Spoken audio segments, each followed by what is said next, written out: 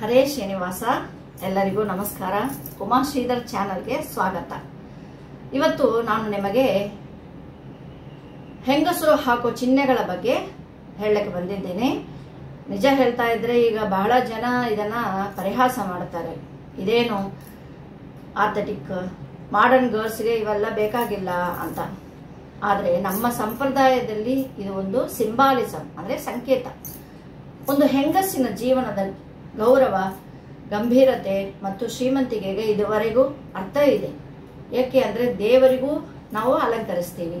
ದೇವರಿಗೆ ಅರಿಶಿನ, ಕುಂಕುಮ, ಹೂವು, ಕಣ್ಣಾಡಿ ಬಳೆಗಳು ಹಾಕ್ತೀವಿ, ಕಾಡಿಗೆ ಇಡ್ತೀವಿ, ಅಲಂಕಾರಗಳು ಮಾಡ್ತೀವಿ. ಅದೇ ತರ ನಾವು ದೇವರನ್ನ ಹೇಗೆ ಅಲಂಕರಿಸ್ತೀವೋ ಅದೇ ನಾವು ಮಾಡ್ಕೋಬೇಕಲ್ವಾ.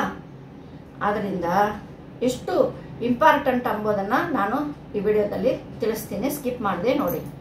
ಮೊದಲು ಅರಿಶಿನ ಕುಂಕುಮ. ಹೆಂಗಸರು ಮನೆಗೆ ಕಾಲಿಟ್ಟಾಗಲೇ ಮನೆ ದೇವರು ಗೃಹಲಕ್ಷ್ಮಿ ಅಂತ ಕಾಣ್ತಾರೆ. ಅರಿಶಿನ ಅಂದ್ರೆ ಶುದ್ಧತೆ, ಆರೋಗ್ಯ, ಆಸ್ಪಿಸಿಯಸ್ನೆಸ್. ಕುಂಕುಮ ಅಂದ್ರೆ ಸುಮಂಗಲಿ ಚಿಹ್ನೆ. ಇದು ಹಾಕದೆ ಹತ್ತಿರದವರು ನಮ್ಮನ್ನು ಗೌರವದಿಂದ ನೋಡುವಂತ ಒಂದು ಪರಿಸ್ಥಿತಿ ಬರಬಾರದು. ಹೆಂಗಸರು ಮನೆಯಲ್ಲಿ ಕುಂಕುಮ ಹಾಕದೇ ಇದ್ದರೆ ಆ ಮನೆಯ ಲಕ್ಷ್ಮಿಯ ಶಕ್ತಿ ಕಡಿಮೆ ಆಗತ್ತೆ. ನೋಡಿ, ಕೆಲವೊಮ್ಮೆ ಹೆಣ್ಣು ಮಕ್ಕಳು ಆಫೀಸ್ಗೆ ಹೋಗ್ತೀವಿ, ಕೂದಲಿಗೆ ತೈಲ, ಅರಿಶಿನ ಕುಂಕುಮ ಇವೆಲ್ಲ ಹಾಕೋದು ಮಾಡರ್ನ್ ಲುಕ್ಗೆ ಹೋಗಲ್ಲ ಅಂತ ಅವಾಯ್ಡ್ ಮಾಡ್ತಾರೆ. ಆದರೆ ಒಬ್ಬ ಸುಮಂಗಲಿ ಸ್ತ್ರೀ ಅಂದ ಮೇಲೆ ಆದಷ್ಟು ಸಿಂಪಲ್ ಲುಕ್ ಆದ್ರೂ ಕುಂಕುಮ ಒಂದು ಹಣಿ ಅಷ್ಟೇ ಇಟ್ಟುಕೊಂಡ್ರು ಸಾಕು. ಅಷ್ಟೇ ನಮಗೆ ಎಲ್ಲ ಗಂಗಾಧರನ ಆ ಭಗವಂತನ ಆಶೀರ್ವಾದ ಯಾವಾಗಲೂ ನಮಗೆ ಇದ್ದೇ ಇರುತ್ತೆ. ಹೂವು. ನಂತರ ಹೂವು ಅಂದ್ರೆ ಫ್ರೆಶ್ ಲೈಫ್, ಪವಿತ್ರತೆ, ದೇವತೆ ತಲೆಗೆ ಹೂ ಹಾಕೋದು ಲಕ್ಷ್ಮಿಯ ಸಂಕೇತ. ಮನಸ್ಸಂಗಿತವಾಗಿ ಮನೆಗೆ ಹಿತವಾಗಿ ಇರಬೇಕು ಅಂದ್ರೆ, ಸುಖ ಶಾಂತಿ ಇರಬೇಕು ಅಂದ್ರೆ ಹೆಂಗಸರು ಹೂವು ಇಟ್ಕೊಳ್ಳಬೇಕು. ಹೂವು ಹಾಕಿದ್ರೆ ನೆಗೆಟಿವ್ ಎನರ್ಜಿ ಹೋಗತ್ತೆ, ಮನೆಗೆ ಮಂಗಳ ಆಗತ್ತೆ. ಆಗಿನ ಕಾಲದಲ್ಲಿ ಅಜ್ಜಿಯವರು ಹೇಳ್ತಿದ್ರು, ಹೂವು ಹಾಕದೇ ಇದ್ರೆ ಮನೆಯ ಮಂಗಳ ಇಲ್ಲ. ಇನ್ನು ನಾವು ದೇವರಿಗೆ ಹೂವು ಹಾಕಿದ್ದೀವಿ ಅಲ್ವಾ, ಹಾಗಾದ್ರೆ ನಮಗೆ ಹೂ ಯಾಕೆ ಬೇಡ? ಆ ಕಾಲ ಅಜ್ಜಿಗಳೆಲ್ಲ ಹೇಳ್ತಾ ಇದ್ರು. ಮತ್ತೆ ಮಂಗಳ ದ್ರವ್ಯದಲ್ಲಿ ಇದು ಒಂದು ಚೆನ್ನಾಗಿ ಇರುತ್ತೆ ಇಟ್ಟುಕೊಂಡ್ರೆ, ನಾವು ಯಾಕೆ ಹೂವು ಹಾಕೋಬಾರ್ದು? ಮತ್ತೆ ಕಣ್ಣಾಡಿ ಬಳೆಗಳು ಮತ್ತೆ ಕಾಜಲ ಕಣ್ಣಿಗೆ ಕಾಡಿಗೆ ಹಚ್ತಾರಲ್ಲ ಅವು. ಕಾಜಲ ಹಾಕ್ತಿವಿ. ಹೇಗೆ ಹೆಂಗಸರು ಹಾಕ್ತಿವಿ? ದೃಷ್ಟಿ ತಪ್ಪತ್ತೆ ಅಂತ. ಬರೀ ಕಣ್ಣನ್ನ ನೋಡಿದ್ರೆ ದೃಷ್ಟಿ ತಾಗತ್ತೆ. ಅದೇ ಶಾಸ್ತ್ರ ಹೇಳುತ್ತೆ, ಕಣ್ಣಿಗೆ ಕಾಜಲ್ ಹಾಕಿದ್ರೆ ಫೆಮಿನೈನ್ ಬ್ಯೂಟಿ ಎನ್ಹ್ಯಾನ್ಸ್ ಆಗತ್ತೆ. ಅದರಲ್ಲೂ ಹೆಲ್ತ್ ಇಶ್ಯೂ ರೆಮಿಡಿ ಕೂಡ ಇದೆ. ಹೆಂಗಸರ ಕಣ್ಣು ಯಾವಾಗಲೂ ಫ್ರೆಶ್ ಆಗಿರಬೇಕು. ಇದೇ ಅರ್ಥ, ನಾವು ಯಾವಾಗಲೂ ಕಾಡಿಗೆ ಹಚ್ಚಬೇಕು ಅಂತ. ಕಣ್ಣಾಡಿ ಬಳೆ ನೋಡೋಣ. ಕಣ್ಣಾಡಿ ಬಳೆ ಬಗ್ಗೆ ನೋಡಿದ್ರೆ ಇದು ಮಾಡರ್ನ್ ಲುಕ್ ಅಂತ ಇದೆ. ಆದ್ರೆ ಕೆಲವರು ಕಣ್ಣಾಡಿ ಬಳೆ ಹಾಕೋದಿಲ್ಲ, ಇದು ಮಾಡರ್ನ್ ಲುಕ್ಗೆ ಬರೋದಿಲ್ಲ ಅಂತೆ. ಆದ್ರೆ ಇದು ಸುಮಂಗಲಿ ಚಿಹ್ನೆ. ಡ್ರೆಸ್ ಹಾಕುವಾಗ ಜ್ಯುವೆಲ್ಲರಿ ಹಾಕ್ತೀವಿ, ಹಾಗೆ ಕೈಗೆ ಬಳೆನೂ ಇರಬೇಕು. ಅದೊಂದು ರಿಥಮಿಕ್ ಸೌಂಡ್ ಕೊಡ್ತದೆ. ಕಣ್ಣಾಡಿ ಇನ್ನು ಪವರ್ಫುಲ್ ಸಿಂಬಲ್. ಹೆಂಗಸರು ಕೈಗೆ ಕಣ್ಣಾಡಿ ಹಾಕಿದ್ರೆ ಮನೆಯಲ್ಲಿ ಶಾಂತಿ, ಸೌಭಾಗ್ಯ, ಸಂತಾನ ಭಾಗ್ಯ ಇರುತ್ತದೆ.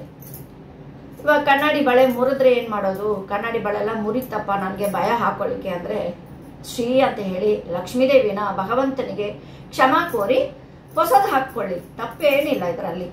ಹಾಕದೇ ಹೋದ್ರೇನೆ ತೊಂದರೆಗಳಾಗತ್ತೆ. ಏನು ತೊಂದರೆ ಆಗತ್ತೆ?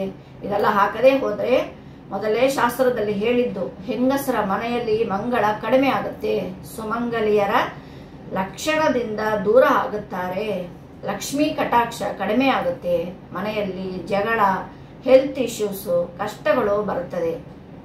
ನಾವು ದೇವರ ಮುಂದೆ ಹೋಗೋ ಮುನ್ನ ಈ ಎಲ್ಲಾ ಚಿಹ್ನೆಗಳನ್ನು ಹಾಕ್ತೀವಿ. ಯಾಕೆ? ದೇವರು ನಮ್ಮನ್ನ ರೆಕಗ್ನೇಷನ್ ಮಾಡುತ್ತಾನೆ.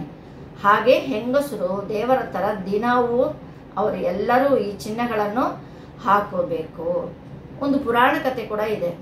ಅಂದ್ರೆ ಒಂದು ದಿವಸ ಲಕ್ಷ್ಮೀ ದೇವಿಯರು ಕೂದಲಿಗೆ ಹೂವು ಇಟ್ಟುಕೊಳ್ಳದೆ, ಹಣೆಗೆ ಕುಂಕುಮ ಹಚ್ಕೊಳ್ಳದೆ ಮತ್ತು ಹಳೇ ಸೀರೆಯನ್ನು, ಹರಕು ಬಟ್ಟೆಗಳು ಆ ಥರ ಉಟ್ಟು ಬಳೆ ಹಾಕಿಕೊಳ್ಳದೆ ಕೂತಿದ್ದರಂತೆ. ವಿಷ್ಣು ಅವಳನ್ನು ನೋಡಲೇ ಇಲ್ಲ ಅಂತ ಪುರಾಣ ಕಥೆ ಕೂಡ ಇದೆ. ಅಂದರೆ ವಿಷ್ಣುವಿನ ಆಶೀರ್ವಾದ ಕಡಿಮೆ ಆಗುತ್ತೆ. ಆದ್ದರಿಂದ ಹೆಂಗಸರು ದೇವಿ ಸ್ವರೂಪ, ದಿನವೂ ಚಂದಕ್ಕಿಂತ ಮೊದಲಾಗಿ ಮಂಗಳ ಸೂಚಕ ಚಿಹ್ನೆ ಹಾಕೊಳ್ಳಬೇಕು ಅಂತ ಕಥೆಯ ಮೂಲಕ ನಾವು ಜೀವನದ ನಿಯಮಗಳನ್ನು ತಿಳ್ಕೊಳ್ಳಬೇಕು.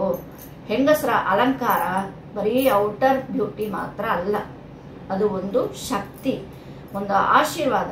ಆದ್ದರಿಂದ ನಾವು ನಮ್ಮ ಜೀವನದಲ್ಲಿ ದೇವರ ರೂಪವಾಗಿ ನಡೆಯಬೇಕಾದ್ರೆ ಹೂವು, ಅರಿಶಿನ, ಕುಂಕುಮ, ಆಮೇಲೆ ಕಾಡಿಗೆ ಮತ್ತೆ ಬಳೆಗಳು ಇವೆಲ್ಲ ಹಾಕೋದು ತಪ್ಪದೇ ಮಾಡಬೇಕು. ವೀಕ್ಷಕರೇ, ನಿಮಗೆ ಈ ವಿಡಿಯೋ ಇಷ್ಟ ಆಯ್ತಾ? ಇಂಥ ಇನ್ನೂ ವಿಷಯಗಳು ಗೊತ್ತಾಗಬೇಕು ಅಂದರೆ ನನ್ನ ಚಾನಲ್ ಸಬ್ಸ್ಕ್ರೈಬ್ ಮಾಡಿ, ಲೈಕ್ ಮಾಡಿ, ಶೇರ್ ಮಾಡಿ, ಕಮೆಂಟ್ ಮಾಡಿ. ನಿಮ್ಮ ಅಭಿಪ್ರಾಯ ಒಳ್ಳೆಯದಾಗಿ ಮನೆಯ ಮಂಗಳಕ್ಕಾಗಿ ದಿನವೂ ದೇವಿ ರೂಪವಾಗಿ ಬಾಳೋಣ. ಹರೇ ಶ್ರೀನಿವಾಸ. ಶ್ರೀಕೃಷ್ಣಾರ್ಪಣಮಸ್ತು.